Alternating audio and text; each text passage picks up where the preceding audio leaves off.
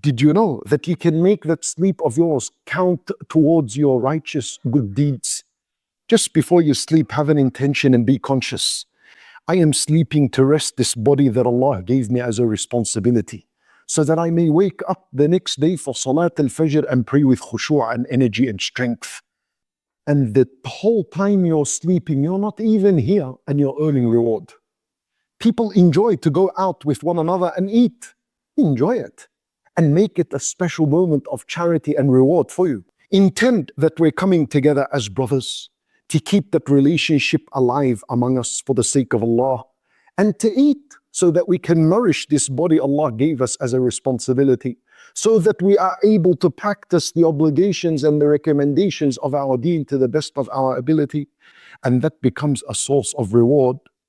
You're eating, enjoying, and you're earning reward and charity. Allahu Akbar. How beautiful is this deen, right? Because we don't have time to waste. You know, there are sometimes people, they put a graph together and they say to you, you spend 18 years of your life sleeping, you spend 12 years of your life eating, you spend this of your life and this of your life, and then at the end, they give you, and you spend 1 year of your life worshipping. Really, if you look at it, it bothers you. It's like, I lived 60 years, and from all that I worship. Worships are not only with your actions, worships are also with the intention. So all those years of sleep could have been hasanat, and it could have been a worship for you. Have the right intention. Have the right intention, and Allah will grant you goodness and greatness. So the poor companions heard this knowledge, and they were so happy, so joyful and excited. Are you joyful and excited? Like how our companions were joyful and excited.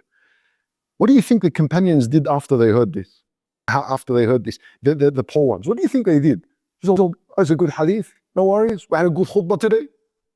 From the very moment they heard these manners, they began to practice. Subhanallah, alhamdulillah, Allahu Akbar. They look at the rituals. Subhanallah, alhamdulillah, no worries. Are we competing in the best of manners? So you know what happened?